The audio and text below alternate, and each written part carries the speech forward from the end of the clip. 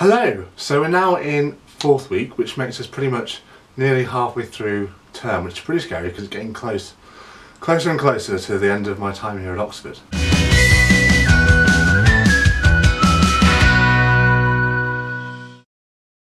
So what I wanted to focus on today was the postgraduate applications I've been super busy with sort of for the past few months. It's been big stress, but now I've pretty much, well, I've got them all done. And yeah, I'm going to tell you how it went for me.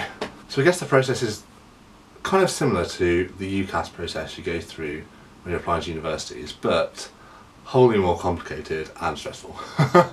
So the process starts pretty much, I guess for me, over the summer, when I was trying to find an appropriate either PhD course or PhD supervisor who sort of fitted the kind of things that I'm interested in.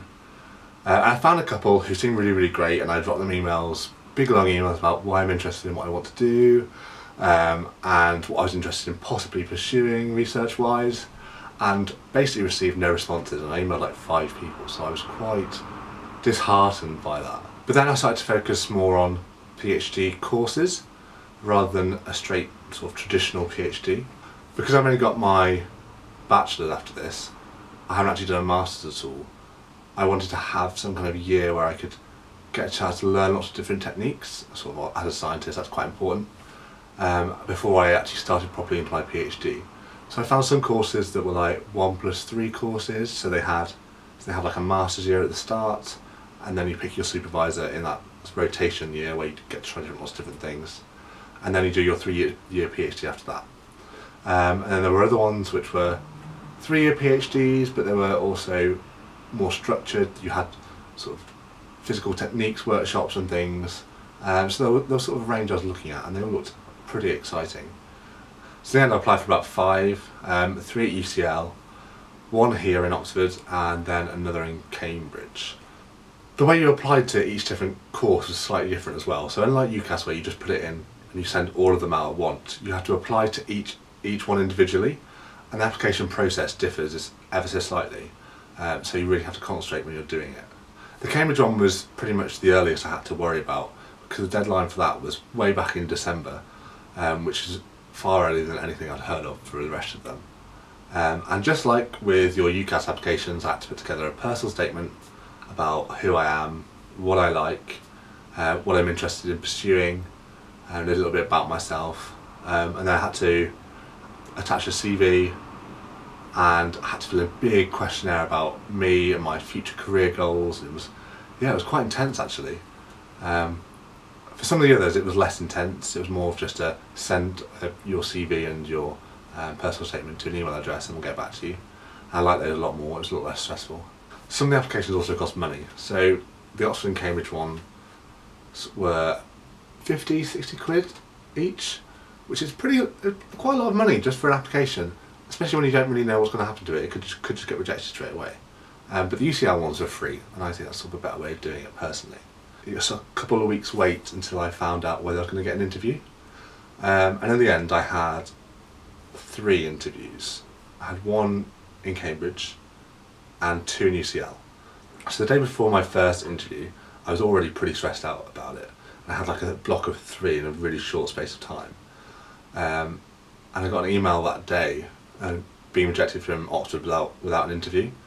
I remember feeling really sort of crap about that. I was like, this is the place I go now, they must really hate me. But I had to sort of put that to one side. I think you can't let rejection in one sense get to you when you've got so many other opportunities in front of you as well. So I went into my first UCL interview with a fresh mind. It was on neurodegeneration, which is what I'm absolutely passionate about, and I just went in and sort of spoke about what I loved. It's quite easy when you're getting into the swing of like really chatting about the thing that you're really passionate about, and it just sort of flows off the tongue. So the interview went by really quickly, and they offered me a place that evening, which I was absolutely thrilled about. So I went to the interview the next day in Cambridge on pretty much a massive high, and that one was pretty intense. I was only expecting to have 1 interview, which I had in the morning, and that went quite well. I got on really well with the supervisor. Got to have a tour of this fantastic lab space, and then she was like, "Oh, come back later and have another sort of chat with other people in the lab, which meant 3 more informal interviews. So it was intense, but it was fun because you got to talk about things that you were interested in, which I think always brings out the best in a person if they can talk about their passions. And then on the Monday, I went back to UCL and had the most horrible interview I could possibly describe. It was very much, I think I'm a bit of a people person, and it was very, very intense, and they were very sort of like no body language in a positive way, and very stony faced and hard. So yeah, the interviews went varied, I guess, but on the whole I really appreciated the chance to have the opportunity to go and visit these places, meet these academics, and I think I actually learned quite a bit from them. And in the end, I've now accepted an offer for Cambridge, so I'm actually betraying the side and going over to the other place. So I'll be starting there in October, which is very exciting. But I guess what I've learned from the interview process is there's a lot of comparisons with applying to undergraduate. The constant waiting for emails on your phone to see if somebody's got in touch with you. The idea of writing personal statements. The idea of getting ready for interviews, and yeah, and it was quite exciting in that sense. But also it made me realise how many opportunities I've had while I've been here that have really sort of boosted me in terms of my confidence, but also my academic ability. Specifically, I had the opportunity last summer to do an academic exchange with a university in Canada. And it was 2 students came here and 2 students from here went over there. And I got to work in a lab which pretty much does an area of research that I'm really interested in. And having that on my CV and being able to talk about that and the ideas that I got from doing that, I think really helped me to not only formulate my own ideas but also present them quite well to people who do this every day. And I think that was a sort of real bonus for my application, and sort of made me really grateful to be where I am. Yeah, I guess that's all I wanted to say about applications. They're pretty stressful, especially when you've got work on, but on the whole they'll be worth it.